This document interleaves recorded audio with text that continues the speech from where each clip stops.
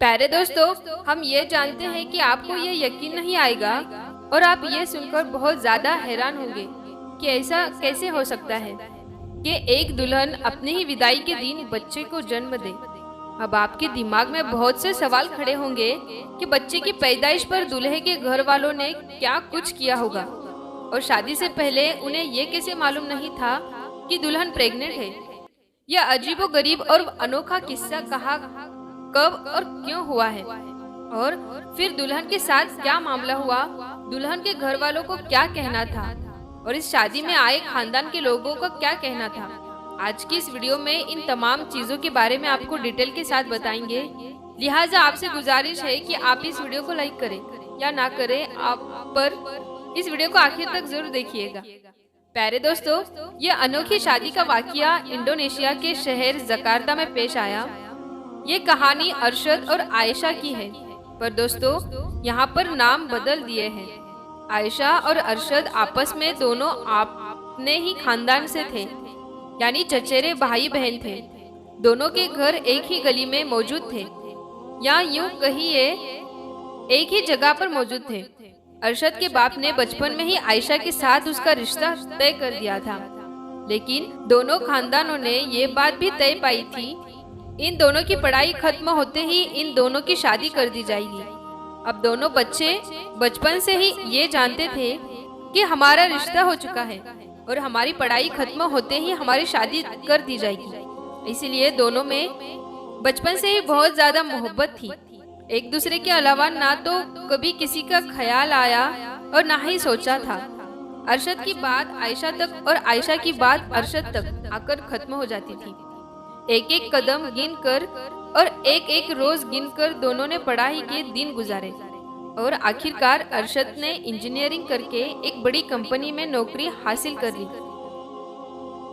आयशा चूंकि अरशद से 2 साल छोटी थी, इसलिए वो अभी भी कॉमर्स में मास्टर्स कर रही थी और ये उसका आखिरी साल था। आज से 2 साल पहले दोनों के घर वालों ने अरशद के नौकरी के बाद ये फैसला कर लिया कि अब दोनों की शादी कर देनी चाहिए। इस पर दोनों खानदान बैठकर और आखिरकार ये तय कर दिया कि उसी साल यानी ईद के तीसरे दिन शादी की तारीख रखी जाए। शादी की तैयारियां शुरू कर दी गई, लेकिन कुदरत को कुछ और ही मंजूर था और हुआ यूं कि कोरोना वायरस आया और पूरे मुल्क में हालात बदल गए और यहाँ तक कि शादी ब्याह में मामले में पूरी तरह रोक लगा दी गई। लेकिन अरशद की जिद ये थी कि शादी हो जानी चाहिए, चाहे ये सादगी से ही क्यों ना हो, पर अब और जुदाई और दूरी बर्दाश्त नहीं की जा सकती। दोनों भाई ये चाहते थे क्योंकि ये उनकी पहली औलाद की शादी है और फिर दोनों भाइयों के बच्चों की आपस में शादी है और ये रिश्ता और भी ज्यादा मजबूत हो जाएगा। तो ये दोनों भाई ये चाहते थे कि वो पूरे खानदान की मौजूदगी में धूमधाम से शादी करें, लेकिन इसके लिए कोरोना वायरस से होने वाली लॉकडाउन बड़ी रुकावट खड़ी कर दी। दोनों भाई बैठे बहस हुई, बातचीत हुई और आखिरकार बात यहाँ आकर रुक गई और तय की हुई तारीख पर निकाह कर दिया जाए और जैसे ही हालात अच्छे हो इसके बाद विदाई कर दी जाएगी। लिहाजा 2020 की ईद उल फित्र के तीसरे दिन घर में ही निकाह कर दिया गया और घर में अरशद और आयशा दोनों के खानदान के लोग यानी करीबी फैमिली के लोग मौजूद थे। निकाह के 3 महीने बाद आयशा की अचानक तबीयत खराब हो गई। लेडी डॉक्टर ने ये खबर सुनाई कि आयशा 2 महीने से प्रेग्नेंट है। ये खबर दोनों खानदानों पहाड़ बनकर गिरी। दोनों बच्चों के मान लो शामत ही आ गई और खानदान वाले उन दोनों को कोसने लगे कि जहाँ इतने साल सब्र किया वहाँ कुछ महीने या कुछ हफ्ते और सब्र कर लेते तो कौन सी कयामत आ जाती। अब पूरे खानदान में हमारी नाक कट जाएगी। आयशा के बाप आयशा से बेहद नाराज हुए, क्योंकि ये तो जाहिर सी बात है क्योंकि बेटी की माँ बाप की इज्जत बहुत नाजुक होती है। अब लोगों को पता चलेगा तो वो तरह तरह की बातें करने लगते। दोनों खानदान के लोगों ने अरशद और आयशा की बहुत खरी खोटी सुना दी। अरशद और आयशा की दादी ने कहा, यहाँ अपने दोनों बेटे को बैठाया और उन्हें समझाया कि देखो गलती तो दोनों बच्चों की है, लेकिन वो निकाह में थे, लिहाजा ये गुनाह नहीं है। इसलिए जरूरी ये है कि अब जल्द से जल्द रुखसती कर दी जाए। अब दोस्तों, मामला ये पेश आने लगा, जो भी तारीख तय की जाती है तो इस पर कोरोना वायरस से हालात और ज्यादा बिगड़ जाते हैं और फिर एक बार फिर से लॉकडाउन लगा दिया जाता और यूं एक बार फिर इनकी रुखसत में और देरी होने, इसमें और ज्यादा टाइम लगने लगा। आखिरकार इस लॉकडाउन से गुजरते हुए अब आयशा प्रेगनेंसी के 7वें महीने में पहुंची तो वो दिन आया कि जब इनकी विदाई हुई है और सब इस हवाले से इत्मीनान थे कि अभी बच्चे की पैदाइश में 2 महीने का वक्त बाकी है, लिहाजा अब हम जल्द से जल्द विदाई करवा लेते हैं। लेकिन कुदरत को तो कुछ और ही मंजूर था।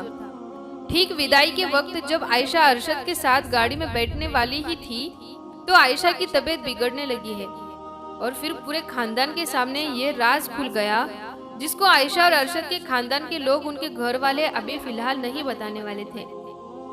आयशा को दर्द शुरू हुआ और उसकी हालत गंभीर होने लगी और आयशा दर्द से चीखें मारने लगी। आयशा को दुल्हन के कपड़े में ही तुरंत हॉस्पिटल शिफ्ट कर दिया गया और वो गाड़ी जिसमें बैठकर उसको अरशद के घर जाना था, अब ऐसा उसी गाड़ी में बैठकर हॉस्पिटल की तरफ चल पड़ी थी। आयशा को दुल्हन के कपड़ों में जब लेडी डॉक्टर ने देखा तो वो भी हैरान रह गई।